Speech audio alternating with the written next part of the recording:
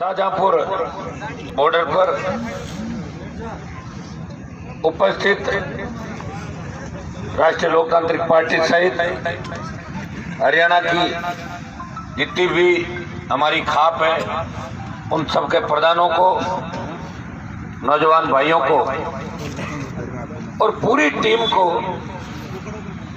जो 12 तारीख से लगा के आज तक, चाहे 12 तारीख का प्रदर्शन हो, चाहे 26 का कूच हो और 26 की रात से लगा के आज तक लगातार यहाँ पे सैकड़ों हजारों की संख्या में सुबह से शाम तक आते हैं। मैं उन सब भाइयों का तो विभिन्न किसान संगठनों से आते हैं, इस कड़कड़ाती ठंड के अंदर किसान कौम को न्याय दिलाने के लिए पूरे भारतवर्ष में जो आंदोलन चल रहा है उसको समर्थन देने के लिए सारे मेरे भाइयों का हृदय से मैं आभार प्रकट करता हूं। बहुत बहुत आपको धन्यवाद। और साथ ही साथ हमारे पांचों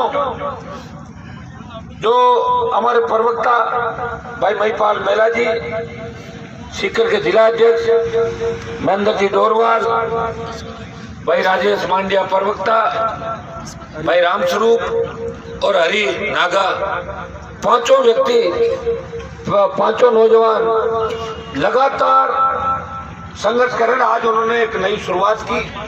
आज उपवास इन्होंने किसान आंदोलन के समर्थन में रखा। मैं इनको धन्यवाद भी देता हूं।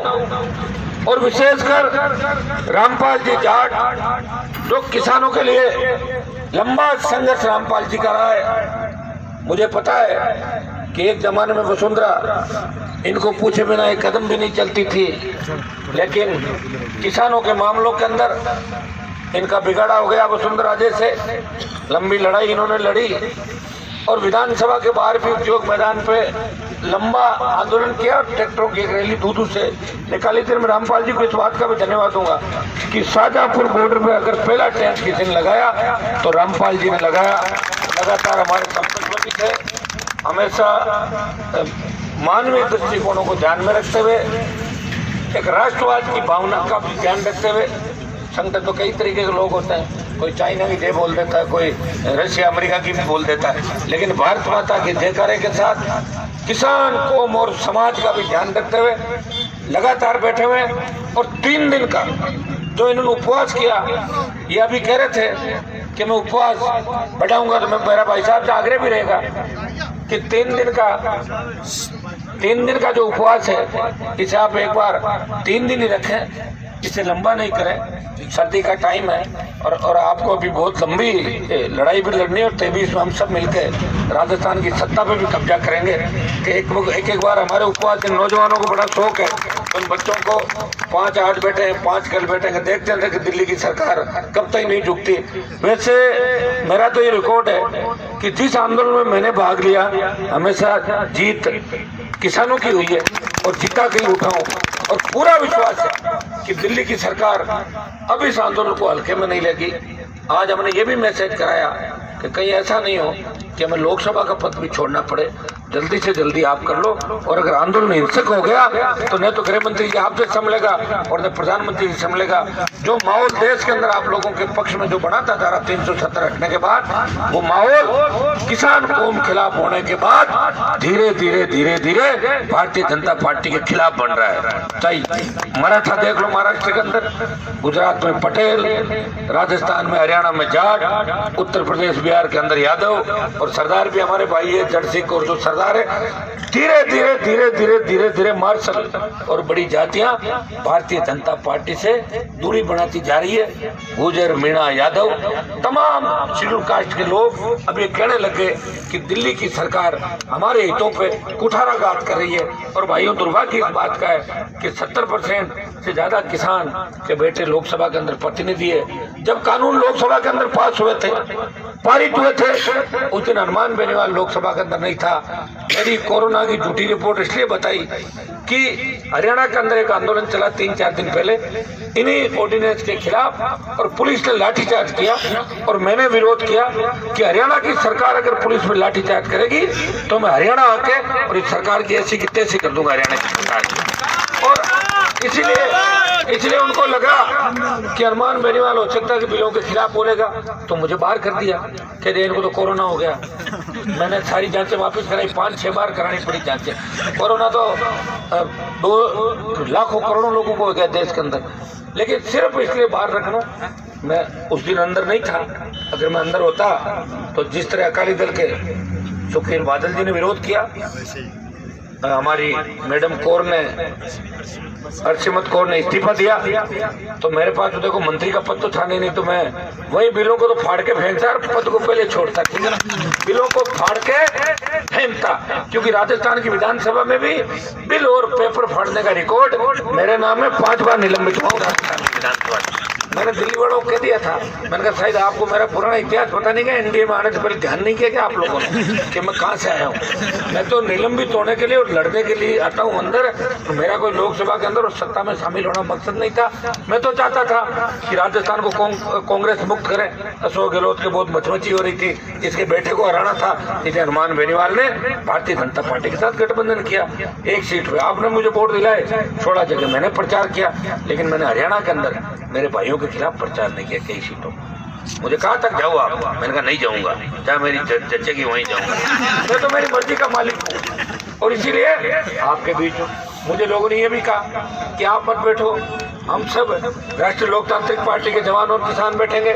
मैंने कहा मैं कैसे नहीं बैठूंगा, मेरे भाइयों के साथ मैं बैठूंगा, मेरे तीनों विधायक बैठेंगे। मैं रामपाल जी को भी धन्यवाद दूंगा कि बच्चों को मोटिवेट करने के लिए समय समय भी आ रहे हैं। और हम 12 तारीख को जब हम यहाँ बड़ी संख्या के अंदर आए थे तो रामपाल जी तक हम जाके आए थे। मेरी बड़ी इच्छा है कि जितने भी किसानों के, चाहे वो किसी भी झंडे के नीचे आंदोलन करें, वो सब हमारे भाई हैं, और कोशिश करेंगे कि कल दिन में हम सब रामपाल जी बैठ के हम सब लोग आपस में बात करें। और हमें ऐसा मैसेज कहीं भी नहीं जाना, अखबार वालों को तो मौका मिलना चाहिए कि अलग अलग बैठे। अरे झंडे तो पार्टी होगी तो उसका झंडा तो अलग होगा ही। लोकसभा के अंदर भी हमें एनडीए में हूँ तो मेरी पार्टी है, किसी का कोई सा दल है, किसी कोई सी पार्टी है। और कांग्रेस को भी देखो कितनी लेट याद आई किसानों की, कल से यात्रा निकालनी चालू की, तो अभी तक क्या किसान जगह नहीं थे राजस्थान। गहलोत साहब कह रहे किसानों को जगाने के लिए निकला, वो तो अपनी सरकार बचाने के लिए, मौज मस्ती के लिए बैठे हैं। और वो अभी इस बात को भी लेकर चिंतित है कि अभी तक झगड़ा क्यों नहीं हुआ। अगर झगड़ा हो जाए दिल्ली तो मेरा लाल छूटे भाई, दिल्ली जाना, हरियाणा जाना है और ये किसान जाना है, उनको अपनी चिंता है। लेकिन भाइयों, मैं आपको इस बात का धन्यवाद दूंगा कि आपने जिस दिन जोश में होश रखना सीख लिया, उस दिन सारी सरकार नतमस्तक हो जाएगी। मैं धन्यवाद देता हूँ राजस्थान के जवान किसानों को कि 5-5 लाख की रैलियां करी, हुकार भरी, लेकिन कभी एक पत्ता भी नहीं हिला उसका। आते थे तेजाजी महाराज के जयकारे, किसान कौम के जयकारे लगाते हुए वापिस चले जाते थे। और भगवान की इतनी बड़ी कृपा रही कि कभी गाड़ी भी किसी की टच नहीं हुई।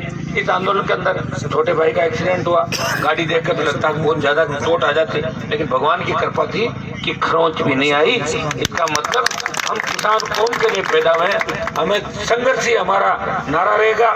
सत्ता को ठोकर मारी, पिछली बार मैंने कहा था, कई लोग तो सारी बातें नहीं कहते, मैं चाहता तो वापस चला जाता। मैं थोड़ी कहता, गृह मंत्री जी का फोन आया था, मैंने कहा था कि गृह मंत्री जी का टेलीफोन मेरे पास आया था 2 बार, और उन्होंने कहा कि हनुमान जी आप एनडीए के अंदर हो, आप हमारे भाई हो, एक बार मेरा कहना मानो और वापिस जाओ। और मैंने उनके सम्मान के अंदर आंदोलन को डेफर किया, आंदोलन को वापस नहीं लिया, 7 दिन का टाइम दिया, और 7 दिन बाद राष्ट्रीय लोकतांत्रिक पार्टी की बैठक रखी। आर पार की लड़ाई का ऐलान था, छोटा ऐलान नहीं था, या तो इस बार या उस बार। पूरे राजस्थान के जवान किसानों को, राष्ट्रीय लोकतांत्रिक पार्टी के भाइयों को बुला के उनको बोला कि क्या करना है। इन्होंने कहा आप ही करो, तो मैंने कहा मेरा मन मचल रहा है, मेरा मन तो एनडीए छोड़ने का हो रहा है, और सड़क पर मेरे भाइयों को पहचाने का हो रहा है। और हमने 6 दिन का टाइम लेके 26 तारीख को कूच का कार्यक्रम रखा, और बड़ी इच्छा थी कि 26 तारीख को एक बार बैरियर तोड़े, जिस तरह हरियाणा के मेरे भाईचारे, क्योंकि हरियाणा के जवानों ने देश के अंदर 2 ही बड़े आंदोलन हुए आरक्षण के। राजस्थान में गुर्जर आरक्षण आंदोलन हुआ, जहाँ 72 भाइयों ने सीने पे गोलियां खा के अपनी कौम का नाम रोशन किया और राजस्थान की घमंडी वसुंधरा सरकार का दिमाग ठीक किया।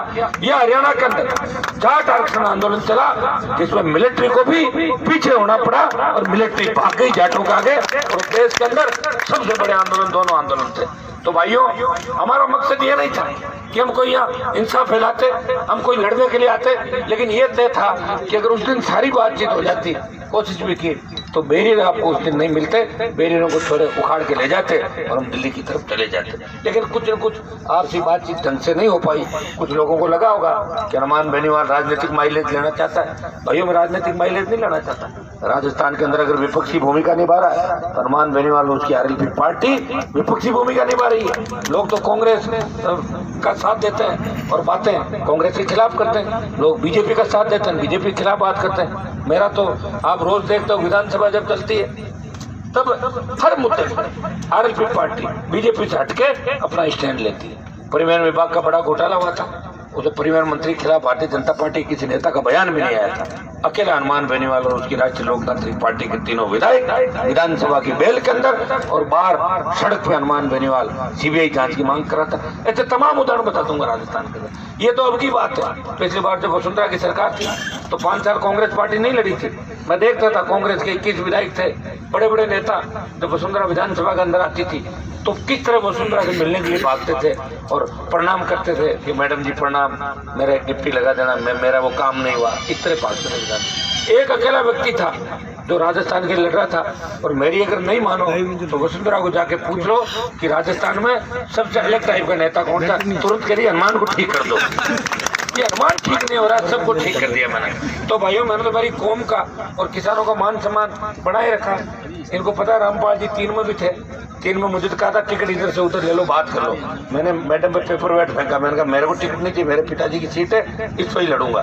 2000 से हार गया, 8 में बीजेपी के अंदर रहे हुए थे, संपर्क थे, सबकी इच्छा थी भाजपा से लड़ूं, लड़ लिया। और 2 महीने बाद विधायक दल की बैठक के अंदर वसुंधरा को भ्रष्टाचार की देवी कह के बाहर आ गया और एमपी चुनाव में बीजेपी को हराया। नागौर के अंदर बड़ी लड़ाइयाँ लड़ी, 13 में निर्दलीय और उसके बाद हुंकारे भर के नई पार्टी बनाई। और भाइयों, ये हरियाणा के मेरे भाई भी बेटे सुनो, आप राजस्थान हरियाणा में तो आप लोगों ने तीर्थी ताकत भी खड़ी की। चौधरी देवीलाल जी तो हरियाणा की धरती से आते थे, बहुत बड़ा त्याग उन्होंने किया। विश्व के अंदर शायद पहले नेता थे चौधरी देवीलाल जिन्होंने प्रधानमंत्री का पद ठुकरा के कहा मेरे वीपी सिंह को दे दो। इतना बड़ा त्याग कोई कर सकता है क्या? इतना बड़ा त्याग तो जाट जाति कर सकते हैं देश के अंदर कि प्रधानमंत्री का मुकुट किसी और को दे दे। और चूंकि चौधरी देवीलाल जी ने लंबी लड़ाई लड़ी, कर्जा माफ किया किसानों का। उस समय मेरे पिताजी भी जनता दल लोक दल के अंदर विधायक हुआ करते थे, उनके भी नजदीकियां थी। वो कहते थे कि जब लोग बैंकों वाले आए कि कर्जा माफ की बात तो होगी, रामपाल जी कर्जा माफ कैसे करें? ये तो कर्जा बहुत बड़ा था, वो 10,000 का मूल कर्जा। 1989 और 90 की बातें हैं। मेरे गांव के अंदर एक व्यक्ति ने 7 परिवार में 7 लोग थे, उन्होंने कर्जा ले रखा था 70,000 मूल, और उसका कर्जा होता था 6 लाख रुपए ब्याज मिला के। उस परिवार का 6 लाख का कर्जा 1990 में माफ हुआ। तो बताओ, तो आबाद हो गए परिवार, आज सारे कामयाब हो गए सारे लोग। अगर वो 6 लाख का कर्जा रहता तो कहीं न कहीं मजदूरी करते, दम तोड़ देते वो लोग। तो चौधरी देवीलाल जी ने कहा मुझे से मतलब नहीं कि कैसे होगा, भाई मैंने कह दिया, आप तो ले आओ लिख के कि सारा कर्जा माफ किया जाता, नीचे कर लो चौधरी। उन्होंने कर दिया। और वीपी सिंह को भी उस समय लगा कि चौधरी साहब की बात नहीं मानी जाएगी तो लंबा मामला चलेगा नहीं। लेकिन चौधरी देवीलाल जी बड़े घरानों के और इनके उसमें नहीं आए, वो किसानों की बात करते। दिल्ली के अंदर एक आदेश निकलवा दिया कि धोती और कुर्ता जो पहन के जाएगा वो 5 स्टार होटल में आधी दाम पर रोटी खाएगा। निकाला कि नहीं निकाला? तो शहर के लोगों ने धोतियां पहननी शुरू कर दी, गाँव वाले कम आ गए। तो देवीलाल जी निराले नेता थे और ऐसे नेता हमारे समाजों से ही निकले। अब और अपन सब कहीं न कहीं जाट, यादव, गुजर, दूसरी जितनी भी कम्युनिटी के लोग हैं, हम कहीं न कहीं एक ही जगह के, एक ही संस्कृति के लोग हैं। हम भाई थे पहले पुराने जमाने के अंदर, और हमारी संस्कृति एक है। कई बार भाई भाई से टकरा जाता है, लेकिन हम सब बैठते एक ही जगह। मुझे खुशी है कि देश के इस आंदोलन तमाम जातियां, तमाम किसान को भाग ले रही है और यहाँ भी सारी जातियों के लोग बैठे। अब तो मेरी पार्टी के प्रदेश अध्यक्ष पुखराज जी घर जो शेड्यूल कास्ट से आते हैं, अब पुखराज जी के लिए मेरे सबसे बड़ी दिक्कत ये है कि गर्ग है तो आधे लोग समझते हैं कि बनी है ये गर्ग।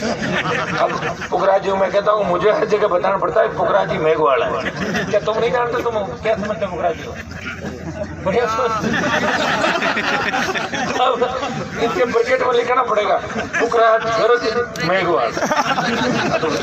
बस एससी के अध्यक्ष हैं और हमारे तो पूरी कार्यकारिणी से 50% शेड्यूल कास्ट के लोग होंगे, सारी जातियों के बच्चे हैं और हमें लड़ने का शौक है इसलिए लड़ रहे हैं। नहीं तो मैं भी आता और फॉर्मेलिटी करके सो जाता जाके, मुझे कोई मना कर रहा था सोने से। आधी दुनिया सो रही है ना देश के अंदर, कौन हिसाब मांग रहा है? सो रहे ना हरियाणा में सारे नेता आपसे। और मुझे तो बड़ा दुख हुआ जब हरियाणा के अंदर जाट आरक्षण आंदोलन चला।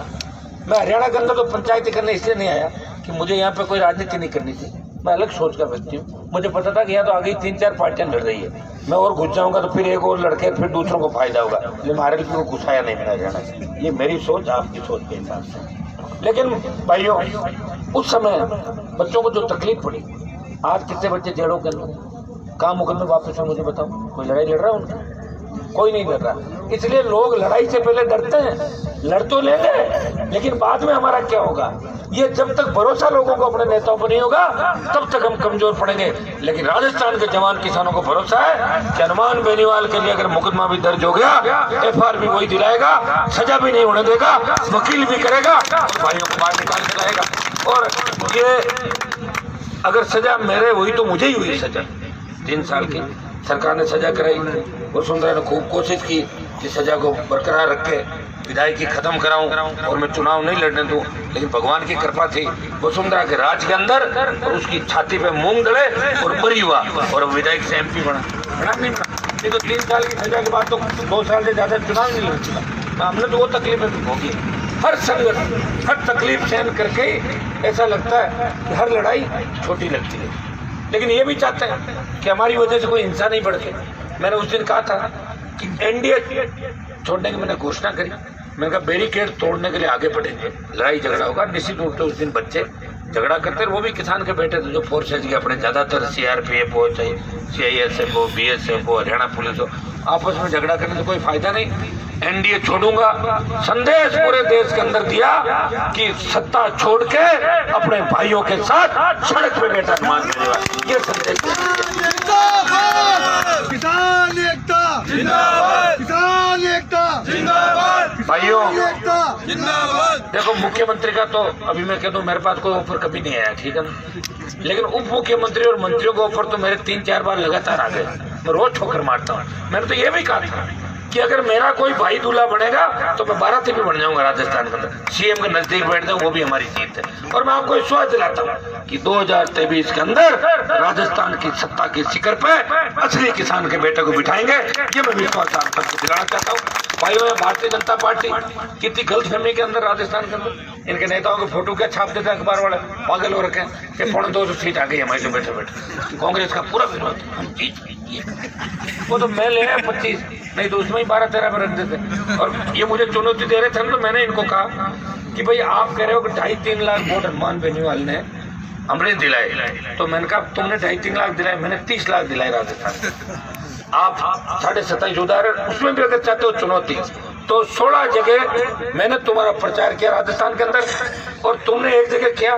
16 MP जो मेरी वजह से बने उनको छोड़ो, तुम 8 तो इस्तीफा दे दो और मैं भी दे देता हूँ। तुम 8 अपनी पार्टी से लड़ना, मैं RLP से लड़ूंगा, कांग्रेस से भी गठबंधन नहीं करूंगा। ताकत का पता लग जाएगा किसके पास कितनी ताकत है। कोई चुनौती स्वीकार तो करो। तेरा हनुमान जी छोड़ क्यों नहीं देते? तो हनुमान जी को तुमने थोड़ी बनाया, मैंने तुम्हें 30 लाख वोट दिलाए और तुमने मुझे 2.5 लाख दिलाए। 27.5 लाख वोट मेरे उधार है, पहले वो भी दो वापस। सही बात है नहीं? तो गठबंधन तो तभी होता था। सीट तो कोई अपनी स्कॉर्पियो और फॉर्च्यूनर की नहीं छोड़ता है क्या सीट? तो मैंने सीट इसलिए छोड़ी और मैं बार्गेनिंग करता तो 3-4 सीट ले पड़ता ही। तो रामपाल जी जैसे कोई मैं बुद्धिजीवी को आगे रखता तो 3-4 सीट ले पड़ता। वो तो तैयार थे उस समय कि आप बताओ साहब हम तो परेशान हैं। लेकिन भाइयों, हमारा भी कोई मकसद नहीं था कि 3-4 MP बना के कोई हम देश में कोई हमारा प्रधानमंत्री बन रहा था। हमारा मकसद यही था, उस समय आवश्यकता थी, राजस्थान को कांग्रेस मुक्त करना था। गहलोत जो अपने आप को जादूगर कहता है, इसकी जादूगरी खत्म करनी थी। और किसान नेताओं को अशोक गहलोत ने एक एक करके जो खत्म किया, वो बदला भी लेना था, वो बदला भी मैंने ले लिया। और आपको जब देश को जरूरत पड़ी तो देश में मैसेज दिया कि हनुमान बेनीवाल जो किसान का बेटा है, जाट का बेटा है, वो एनडीए को ठोकर मार के किसानों के लिए सड़क पे बैठा है। एक त्याग का उदाहरण इस देश के अंदर। भाइयों, मैं धन्यवाद दूंगा पंजाब के मेरे भाइयों का। पंजाब का तो लड़ाई का इतिहास है कि सिखों ने बड़ी लड़ाइयाँ लड़ी, हमारे भाई है। और अंग्रेजों से लेके, मुगलों से लेके लड़ते लड़ते लड़ते लड़ते बहुत बड़ा इतिहास बनाया। और ये आंदोलन पंजाब का आंदोलन नहीं है, वो किसानों के लिए लड़ रहे हैं। ये मैं उनको बधाई देता हूँ कि लड़ाई की शुरुआत उन्होंने करी। लेकिन अगर लोकसभा के अंदर उस दिन में होता तो अकाली दल और आरएलपी दोनों साथ लड़ते, बिल फाड़ के मैं भी फेंकता और दोनों निकल पड़ते। लेकिन उन्होंने इस्तीफा दिया, अंदर बिलों पे बोले, तो लड़ाई की शुरुआत अगुवाई उन लोगों ने की। लेकिन हनुमान बेनीवाल पहले दिन से साथ था। पंचायत चुनाव होने की वजह से हम लेट आए। 21 जिलों में चुनाव थे।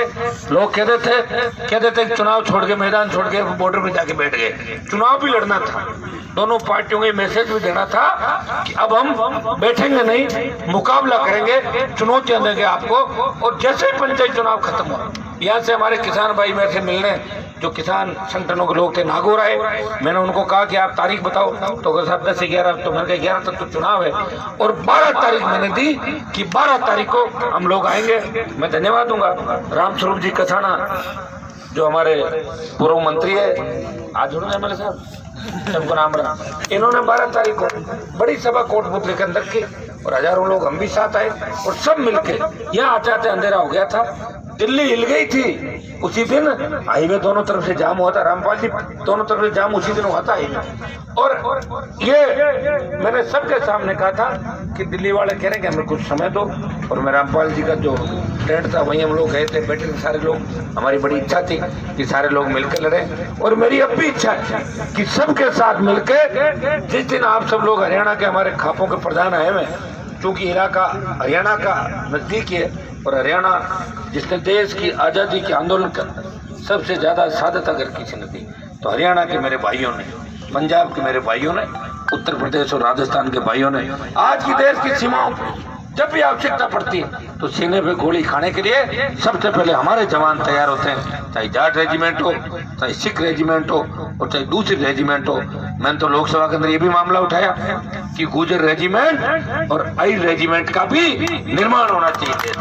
ये भी हमारे भाई है लड़ाके, और अभी तक रेजिमेंट नहीं बनी, तो कोशिश करेंगे इनकी भी रेजिमेंट बनेगी। अगली बार फिर पुरजोर तरीके से हम कोशिश करेंगे।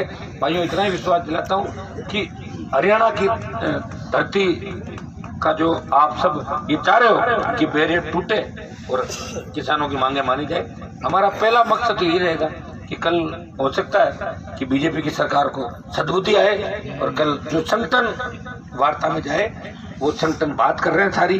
हम तो संगठनों के साथ हैं।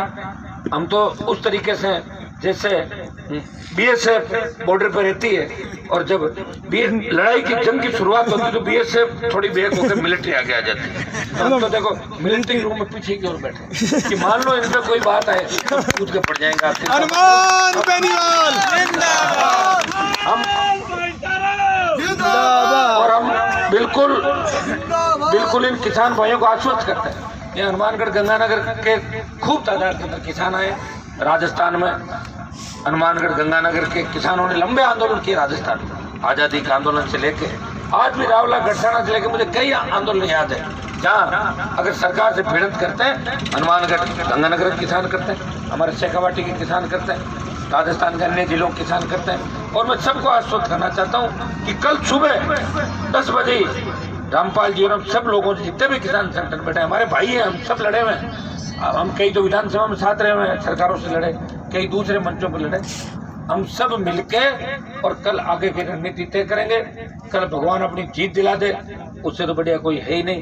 और जीत नहीं होती है फिर आंदोलन अगर लंबा खिंचता है, कितनी संख्याएं लानी है, कैसे बैरिकेड तोड़ने हैं, किस तरह करना है, हम तो हर चीज के अंदर तैयार हैं। हमारा मन बड़ा है, दूसरे भाइयों को मन बड़ा रखना होगा, क्योंकि लड़ाई बिलों के खिलाफ है। ये संगठन भी तीनों बिल वापस लेने की बात कर रहे हैं और हम भी बिल वापस लेने की बात कर रहे हैं। और तभी तो प्रधानमंत्री अमित शाह जो आज देश के बड़े से बड़ी पार्टियों के, चाहे राहुल गांधी और प्रियंका गांधी उनके खिलाफ ट्वीट करते होंगे, लेकिन जब उनके जीजा को पकड़ने के लिए सीबीआई और ईडी की बात होती है तो तुरंत कहते थे मोदी जी, अंकल जी, ताऊ जी, हमें माफ कर दो, गलती हो गई बच्चा।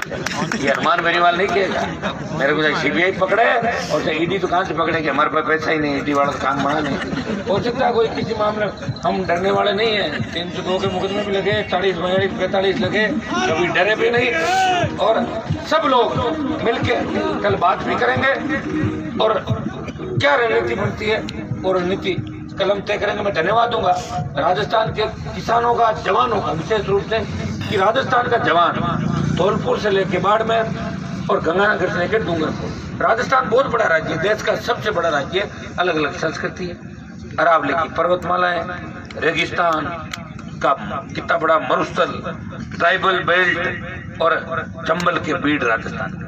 भाइयों, यहाँ तो आदमी घूमने लगे ना, 2 दिन में तो गाड़ी 1200-1500 किलोमीटर जाती है राजस्थान के अंदर। फिर भी मैंने तमाम नौजवानों को एकत्रित करने का काम किया। अगर भाई को भाई के साथ बैठना सिखाया, तमाम जातियों को आपस में बैठना, किसान कौमों को संगठित करने का काम किया, तो हनुमान बेनीवाल की लंबी लड़ाई, त्याग, समर्पण, जिस तरह वीर तेजाजी ने 1000 साल पहले गायों के लिए लड़ते हुए अपने प्राण न्योछावर किए और वचन दिया था कि मैं अपने प्राण न्योछावर करूंगा लड़ाई के बाद, तब प्राण न्योछावर किए, अपने वचन निभाए। जिस तरह भगवान श्री राम ने वचन निभाया, उसी तरह हनुमान बेनीवाल ने किसान कौम को वचन दे रखा है, जब भी इस कौम को आवश्यकता पड़ेगी, मेरे पास कितना भी बड़ा पद होगा, मैं छोड़ के मेरे भाइयों के बीच आ जाऊंगा। ये हमेशा से मेरा संघर्ष है और मैं विश्वास दिलाता हूँ कि हनुमान बेनीवाल इस लड़ाई को मिलकर लड़ेगा। सारे लोगों से कल बात भी करेंगे और बात करके आगे की रणनीति कल तय करेंगे कि बैरियरों को तोड़ के कब फेंकना है। और अब की बार तोड़ना ही है, क्योंकि अब तो हमारे पास भी बचा ही नहीं, एनडीए भी छोड़ दिया, वापिस भी चले गए, अब तो बैरियर दिख रहे हैं हमारे सामने। तो भाइयों, अब की बार आपको निराश नहीं करेंगे। मुझे लग रहा है कि आपको मजा जब भी आएगा जब बैरियर टूटेगा। आपको तो एनडीए छोड़ने से भी मजा कम आया, बैरियर तोड़ के तो तोड़ देंगे इस बार। आप जितना इस बार बैरियर दिखेंगे ही नहीं। और इस बार हरियाणा के भाइयों को, राजस्थान के भाइयों का भी जोश, साथ और संघर्ष एक साथ दिखाएंगे। ये मैं हरियाणा के मेरे भाइयों को विश्वास दिलाता हूँ। हम तो सारे, क्योंकि मैं यूनिवर्सिटी के अंदर पढ़ता था, तो हरियाणा के किसान के बेटे सैकड़ों की तादाद के अंदर मेरे साथ थे। कई गाँवों के अंदर, कई शहरों के अंदर तमाम साथ पढ़े हुए बच्चे भी मिलेंगे। भाई उड्डा जी और ये टीम तो सारी, नागौर भी आई थी, प्रदीप जी, आज घाटी साहब, आज नेहरा जी, सारे कहीं न कहीं राजस्थान के अंदर जाते हैं। और हर जगह एक प्रेम, जो राज्य की सीमाएं, हमारा प्यार प्रेम नहीं तोड़ सकती। किसान समाज, ये जो हमारी रगों के अंदर खून दौड़ रहा है, वो भाइयों इस देश के अंदर जो संघर्ष कर रहा है किसान, उनकी रगों में भी वही खून दौड़ रहा है जो हनुमान बेनीवाल और आप भाइयों की रगों के अंदर दौड़ रहा है। किसान कौम एक है, किसानों को संगठित रखना है। आप कोई भी कदम उठाने से पहले थोड़ा सा सोच के उठाएं तो निश्चित रूप से जीत किसानों की होगी। सरकारों में इतना दम नहीं है कि किसान आंदोलन को इस तरह, हमारे अंदर जो लोग बैठे हैं किसानों के प्रतिनिधि, वो जब कमजोर हो जाते हैं तब हमें सड़कों में संघर्ष करना पड़ता है। मैं उन सब भाइयों को भी आह्वान करता हूँ। मैं धन्यवाद दूंगा चौधरी वीरेंद्र सिंह जी का हरियाणा से, जिन्होंने कहा कि किसानों की मांगे मानी जानी चाहिए। अकाली दल के साथ साथ और भी लोग आज और कल हमारे बीच आएंगे और भगवान करे कि भारतीय जनता पार्टी की सरकार को सद्बुद्धि मिले और किसानों की मांगे मानी जाए। संपूर्ण स्वामीनाथन आयोग की रिपोर्ट लागू हो। बार बार एमएसपी का मामला उठता है। भाइयों, एमएसपी पे खरीद कहाँ हो रही बताओ? एमएसपी का नाम तो है, लेकिन 25 क्विंटल से ज्यादा खरीद नहीं होगी। आपका गेहूं, मूंग, सरसों काला पड़ गया, पीला है, 3% है, 10% मापदंड बना दिए। हम तो चाहते हैं जो खेत के अंदर खरीदो, उपज जितनी भी पैदा हो किसान के, चाहे वो 50 क्विंटल हो, 100 क्विंटल हो, वो पूरा राइडर हटे, पूरी फसल एमएसपी पे खरीद जाए और हर साल 10% ऑटोमेटिक अपना बढ़ती रहे। और जापान, अमेरिका के अंदर किसान खेती करता है तो उसको 100 रुपये जब वो खर्च करता तो बाजार मूल्य से 300 रुपये उसको लाभकारी खेती है। और राजस्थान और देश के अंदर हमारे 100 रुपए खर्च करने पे 57 रुपए मिलते, 43 रुपए का घाटा है। और धन्ना सेठों का 3 लाख करोड़ का कर्जा कांग्रेस और भारतीय जनता पार्टी ने पिछले 15 साल में माफ किया दिल्ली के अंदर। तो हम ये मांग करते हैं कि राजस्थान का 82,000 करोड़ का है, हरियाणा का जितना भी कर्जा एक बार मंगा लें। एक साथ नहीं कर सको तो 10-10 स्टेट का एक साथ कर दो। सरकार अगर चाहेगी तो इस काम को करने में कोई जोर नहीं आएगा। आप पेट्रोल डीजल पे भी हमसे कितना ले रहे हो, 80, 90, 100 रुपए तक ले जा रहे हो। हरियाणा दिल्ली में पेट्रोल डीजल सस्ता है, राजस्थान में 10 रुपए महंगा। बताओ कितनी बड़ी ये दुर्भाग्य इस बात का है कि कोई बोल भी नहीं रहा। बीजेपी के लोग तो इसलिए नहीं बोलते कि सत्ता में, और बीजेपी के लोगों के साथ तो एक दिक्कत हो रहा है कि प्रधानमंत्री जी ने सबकी ड्यूटी लगा रखी है कि यहाँ मुझे दिल्ली में कोई मत दिखना, जाओ इलाकों में, और ट्रांसफर पोस्टिंग कोई काम लेके मत आना। और अगर काम लेके आ गया नाराज हो जाएंगे, और नाराज हो गए टिकट कट जाएगी, और टिकट कट जाएगी तो फिर कोई दुकान लगाओ या कोई ठेला या कुछ। लेकिन हमारे लिए भी है नहीं, हम तो लड़ते रहेंगे, लड़ते आए हैं, आगे लड़ाई जारी रहेगी। और कांग्रेस के लोग इसलिए नहीं बोल रहे। अब कांग्रेस में राहुल गांधी बोलने के लिए खड़ा होता है, उससे पहले लोग हंसने लग जाते हैं। अब बताओ किसानों का आंदोलन शुरू हो गया और फिर विदेश चला गया। कितनी बड़ी बात है कि लोगों को एक मौका मिला कि कम से कम इस समय तो विदेश नहीं जाते। ये काम तो बाद में भी हो सकता है, 15 दिन रुक के कर लेते। लेकिन भारतीय जनता पार्टी को मौका दिया कि ये तो पप्पू है, आंदोलन छोड़ के विदेश भाग गया, तो कर दिया, मौका दे दिया। ऐसे अब कांग्रेस को मैं कह रहा था, एक नेता बात कर रहा था, मैं कहा तो कितनी रोड पे घूमो कोई फायदा नहीं, कि पप्पू ने अपनी करामात दिखा दी वहां। अब बताओ लोकसभा में आग मार रहा था और वो वीडियो दिखा था आग मार। ओ है तो मेरे को लग रहा आदमी तो भोला पप्पू है, भोला छोड़ो इनकी बातों में गौर मत करो। अब वो आदमी अगर राष्ट्रीय अध्यक्ष बन जाएगा तो अंदाज लगा लो कांग्रेस खा जाएगी। चौधरी साहब, तो अब देखो भारतीय जनता पार्टी वालों को कितना बड़ा फायदा मिल गया। इनको तो मैदान खाली है, कहीं गोल करो चाहिए, सामने है कहाँ पे बता। अभी अपन कोई लड़ाई लड़के सारे और नया संगठन देश में खड़ा करें। संगठन खड़ा करने से पहले हमारे नेताओं को बैठ के कसम खानी पड़ेगी कि, क्योंकि अपने नेता तो झंडे डंडे और उसके लिए लड़ लेते हैं, बड़ी लड़ाई छोड़ के छोटी लड़ाई मुड़ जाते हैं। तो भाइयों ये जब कसम अपन खाएंगे तो चौधरी देवीलाल और वीपी सिंह जी ने जब सरकार छोड़ी और हरियाणा का जवान किसान पूरे देश के अंदर, मुझे अच्छी तरह पता है कि ग्रीन ब्रिगेड बनी, हरियाणा का जवान देश में गया, बिहार उत्तर प्रदेश सबको जगाया और सरकार तख्ता बदल दिया देश का।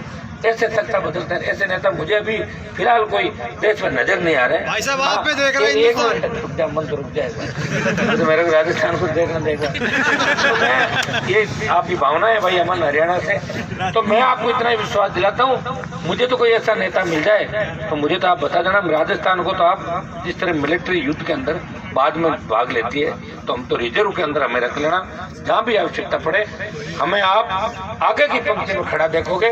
पीठ दिखा के भागने वाले नेताओं में से नहीं है। यहाँ भी हम ये चाहते हैं कि हमारी जीत हो, और भगवान ने चाहा तो कल जीत होगी, और कल नहीं होगी तो फिर दिल्ली की सरकार को बड़ा नुकसान भुगतना पड़ेगा देश के अंदर। ये भी मैं दिल्ली की सरकार को चेतावनी देकर जा रहा हूँ कि कल भूल सुधारो, किसानों को गले लगाओ। इन तीनों बिलों से आपको कोई फर्क नहीं पड़ने वाला। अमेंडमेंट को तैयार हो गए तो बैक फुट पे तो आएंगे, सरकार की बेइज्जती तो होगी ही ना। या तो फिर कहते हैं ये बिल लागू करेंगे, कह रहे हैं ना बिलों में गलतियां तो हो गई, तो गलतियां होंगी तो फिर पूरी गलती सुधार लो। बिल अमेंडमेंट करोगे तो भी लोकसभा में आना पड़ेगा, लोकसभा में तो अमेंडमेंट होगा और कहाँ होगा। और लोकसभा में जब आओगे तब आपकी कितनी धज्जियां उठाएंगे हम लोग, ये भी सोच लो उस समय। तीनों बिल वापस लो, किसानों की दुआएं लो। जो ठंड के अंदर 33 से ज्यादा देश का किसान शहादत दे चुका है, और ये लड़ाई किसान लड़ रहा है, ये लड़ाई किसान लड़ रहा है, ये लड़ाई सरदार जी लड़ रहे हैं, उठने वाले नहीं है। लड़ाई की शुरुआत हो गई तो बैक फुट में नहीं जाएंगे। अब तय कर लो कि कितना नुकसान भारतीय जनता पार्टी और एनडीए दिल्ली में उठाना चाहता है, और आपने नुकसान उठाने की सोच ली तो हम आपको मना भी नहीं करेंगे। और 24 में हम हमारा रास्ता भी सारे तय करके और नए व्यक्ति दिल्ली के अंदर भी आ जाएंगे। समय है, समय परिवर्तनशील है। किसी ने ये भी नहीं सोचा था कि मोदी जी प्रधानमंत्री बनेंगे, सोचा था कि 15 साल पहले, तब तो पता नहीं कौन रखिया था, निकालता था, कोई दूसरे आते थे। फिर ये आ गए और कोई गारंटी नहीं है ये आएंगे, कोई और आ जाएंगे। हमारे राजस्थान का तो दुर्भाग्य देखो, किसी ने नहीं सोचा कि एक शराबी औरत राजस्थान की मुख्यमंत्री बने। दारू दिन में 8 बजे खोलती थी बोतल और रात तक चलता था धमा चौकड़ी, क्योंकि कांग्रेस मरी पड़ी थी। कांग्रेस उसके बंगले के बाहर बैठी रहती थी, मेरा ट्रांसफर करा दो, मेरा पटवारी बदल दो, मैडम मेरी जांच मत कराना, मैं आपके नहीं कराऊंगा। मिला जुली का खेल राजस्थान के अंदर चला। भाइयों तो स्टेट को बचाने का प्रयास कर रहे हैं, और अब आवश्यकता पड़ गई तो आपके साथ हैं, कंधे से कंधा मिला के साथ हैं। आवश्यकता पड़ी तो लोकसभा के इस पद को भी ठोकर मार के इन भाइयों के लिए निकल पड़ेंगे। इतना विश्वास मैं मेरे किसान भाइयों को दिलाना चाहता हूं। आप सबको धन्यवाद।